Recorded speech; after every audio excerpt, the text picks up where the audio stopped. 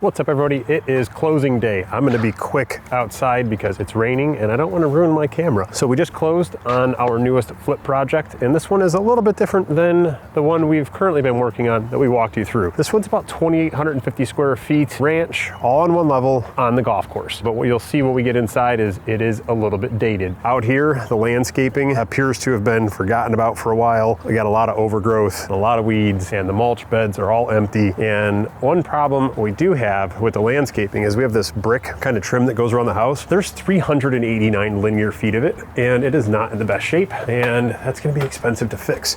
But let's go in and check it out. So you'll see is walking in, you've got big tall ceilings in here, 14-foot tall ceilings inside of the main room here. I tried to kick a few lights on to try and get not such a shaky video, but there's not very many lights in this house. Back in the early 2000s, people didn't use a ton of can lights. They planned on using like floor lamps and stuff, which is gonna have to be one thing we change in this house. But I'm gonna walk back this way and show you guys what the entrance kind of looks like coming in here. And my camera lens doesn't really zoom out far enough, but it's got kind of a grand entrance to it, especially for a ranch. Unfortunately, a lot of people that build ranches don't do tall ceilings, which makes zero sense. As a builder, there's a ton of space that you waste in ranches in these big tall attics that for not a lot of money, you can raise the ceiling in the house and make it seem so much bigger. So one of the things we're gonna do in here is that wall there is going to get chopped out, and then we're gonna carry the countertop kind of around. It's gonna make it seem so much bigger in here, and I wish I had the camera lens to capture height in here. But the kitchen's actually in phenomenal shape. The cabinetry is all hardwood, it's all in great shape. The counters are in great shape, the island's in great shape. The problem is the colors.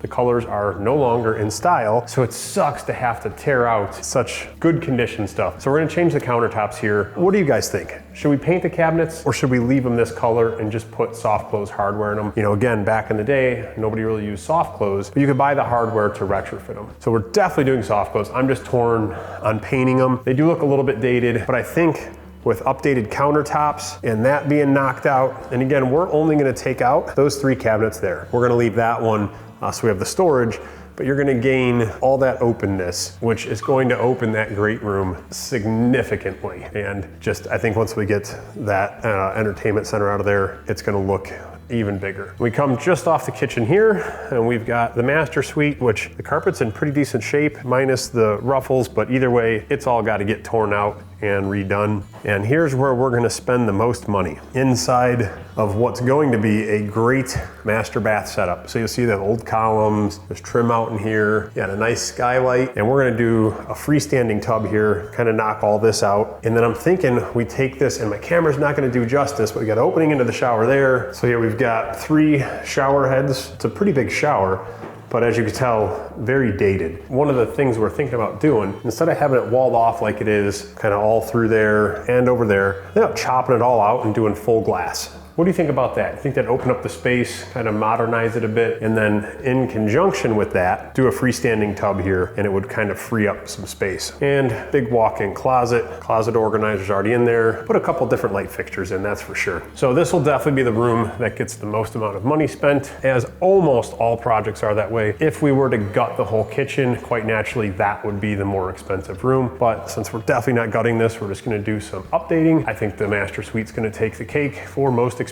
And then walking out of the kitchen, you got one little area with cabinets. It's got the same counters, and then into a formal dining room with, again, big tall 14-foot ceilings. If you come across, you've got kind of like a formal living room too. It's got a tray ceiling detail and nice big windows. And then over on this side of the house, there's all the rest of the boring stuff, right? So laundry room, tile floor, bunch of cabinets. Here's a crazy thing. That shows how much space is wasted in a ranch in the attic if you don't raise the ceilings. So we've got 8-foot ceiling, but you've got all that space going up. You could have easily, when you frame the house, frame the ceilings significantly taller and kept that big open feeling that you get inside of the main living area. And then you got a little powder room off to the side there, garage there, and then the basement is a blank slate. Almost another 2,850 square feet that we're on the fence about finishing. We're not sure. Kind of gonna see where the landscaping budget comes in before we decide what we're doing down there. Oh yeah, and you got a nice fireplace when you walk in. Can't really figure that fireplace out. Looks like it's never been used. As you come through this side of the house, this is just a very basic, as you can tell, big tall ceilings, low ceilings. And this just takes you back, got a little hallway, Same thing, this carpet's all got to go, and you got a view out of what would be your office. After you kind of trim the trees out here, that is the golf course right behind you. So yeah, nice office here, which is actually a bedroom. Takes you into this little Jack and Jill bath here. This is going to get gutted.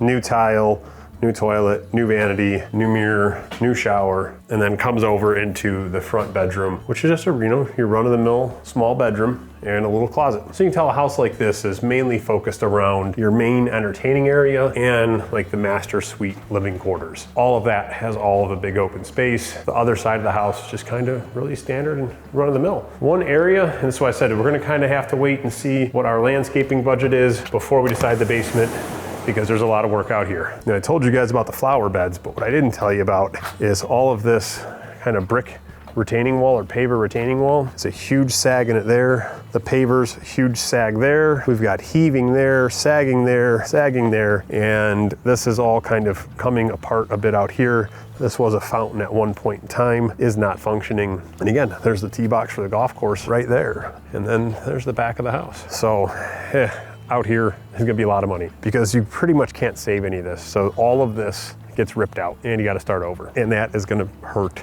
So we're trying to figure out the best approach and what we can do out here to maybe mitigate the spend a little bit. If we do demo all this, do we do like stamped concrete instead of all pavers? And then what do we do out there? Do we just sod it, or do we do like a 2-tier deck with sitting area and a fire pit in it? I don't know, you guys in the comments below, let me know, what would you do with this outdoor space given you're on the golf course and you're probably gonna spend some time out here? And I will get into the financials of this project on the next video and kind of a little bit more in depth of what items were for sure changing, like fixture counts, what we're doing to the floors, what kind of flooring is going where, what we're planning in the bathrooms. We'll kind of give you like a room by room budget for the rehab, plus purchase price, and plus what we think this is going to sell for. So as always, if you enjoy these videos, do me a favor, smash the subscribe button. We'll catch you on the next one. And as always, I love you guys.